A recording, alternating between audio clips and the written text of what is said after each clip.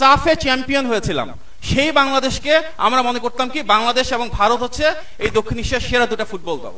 গত 16 বছরে সেটা নামতে নামতে এমন অবস্থায় হয়েছে, প্রথমে নেপাল আমাদের প্রবল প্রতিদ্বন্দ্বী, তারপর মালদ্বীপ আমাদের প্রবল প্রতিদ্বন্দ্বী, এখন ভুটান আমাদের প্রবল প্রতিদ্বন্দ্বী ফুটবলে। এটা অত্যন্ত হতাশাজনক একটা বিষয়। তার মানে কি বর্তমানে দক্ষিণ এশিয়ার পুরুষদের ক্ষেত্রে আমরা বাংলাদেশে মোটামুটি ভাবে সবচেয়ে খারাপ ফুটবল দল। তার মানে কি আমাদের ভিতরে মেধার ঘাটতি আছে? মেধার কোনো ঘাটতি নাই। আমাদের এখান থেকে যে সাব্বির ভাইয়ের মতন কৃতি খেলোয়াড়রা বের হয়েছেন, আমাদের অনেক কৃতি ফুটবলার রয়েছেন, হাফিজউদ্দিন আহমেদ মতন কৃতি ফুটবলার অনেক আগে বাংলাদেশে জন্ম নিয়েছেন।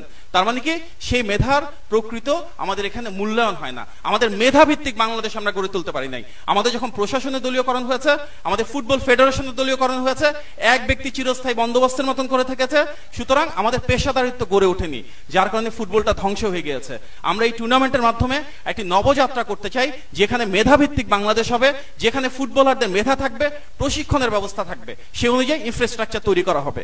ক্রিকেটের ক্ষেত্রে আমরা কি দেখলাম? সেম জিনিস। আমাদের চোখের সামনে আফগানিস্তান অনেক উঠে গিয়েছে, কিন্তু এত টাকার ছড়াছড়ি থাকার পরও সে ঠিক মতনই সেখানে ক্রিকেট বোর্ডটাকে নষ্ট করা হলো, সত্যিকার অর্থে কোনো মেধার প্রস্ফুটন হয়নি। আমরা দেখেছি গত বিএনপি সময় আরাফাত রহমান কোকো সাহেব কিভাবে ক্রিকেটে হাইপার পারফরমেন্স ইউনিট তৈরি করেছিলেন। সেই হাই পারফরমেন্স ইউনিটের কারণে কিন্তু আমরা বড় বড় ক্রিকেটার পেয়েছি, যাদের উপর ভিত্তি করে এখনো বাংলাদেশে ক্রিকেট টিম একটা অবস্থায় রয়েছে। নতুন কোনো খেলোয়াড় তারা তৈরি করতে পারেনি 16 বছরে।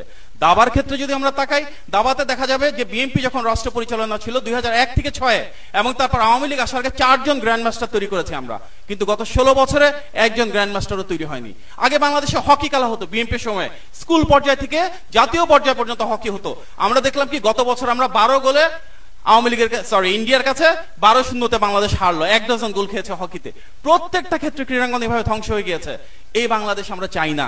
আমরা সেই বাংলাদেশ চাই যেখানে ভবিষ্যতে আবারও আমাদের আমিনুল ভাইয়ের মতন, আমাদের হাফিজউদ্দিন আহমেদের মতো আমাদের নেতা এবং সাব্বির ভাইয়ের মতন ফুটবলার তৈরি হবেন, যাদের মধ্যে গণতান্ত্রিক মূল্যবোধ থাকবে, যাদের মধ্যে দেশপ্রেম থাকবে। সেই গণতান্ত্রিক মূল্যবোধ এবং দেশপ্রেম তৈরি করবার জন্য আমাদের নেতা, গণমানুষের নেতা জনাব তারেক রহমান 31 দফায় কি বলেছেন? উনি বলেছেন উনি নৈতিক শিক্ষার ব্যবস্থা করবেন, উনি ক্রীড়া শিক্ষার ব্যবস্থা করবেন। আপনারা যদি ওনার বক্তব্য দেখেন, উনি কিন্তু একটা বিষয় বলেছেন যে ক্রীড়াকে একটি পেশা হিসেবে সমগ্র বাংলাদেশে উনি ছড়িয়ে দিতে চান।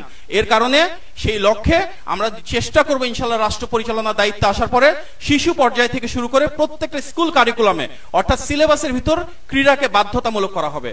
ফুটবল, ক্রিকেট, ব্যাডমিন্টন, হকি কিংবা ইনডোর গেমস যা কিছু হোক না কেন, প্রত্যেকটা শিক্ষা প্রতিষ্ঠানে ক্রীড়া একটা বাধ্যতামূলক সাবজেক্ট হবে।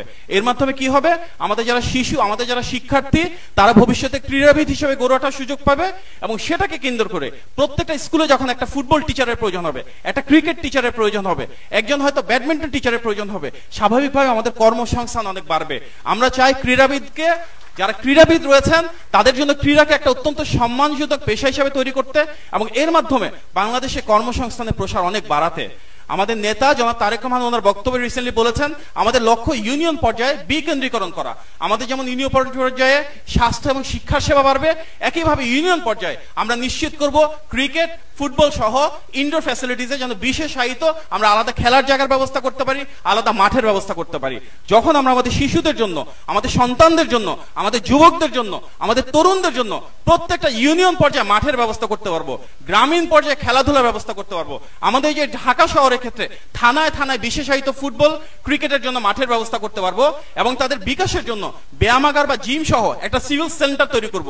অর্থাৎ প্রত্যেকটা থানায় আমাদের সৃজনশীলতার বিকাশের জন্য, ক্রীড়ার বিকাশের জন্য আমরা আলাদা করে একটা সেন্টার গড়ে তুলবো, আলাদাভাবে মাঠের ব্যবস্থা করব।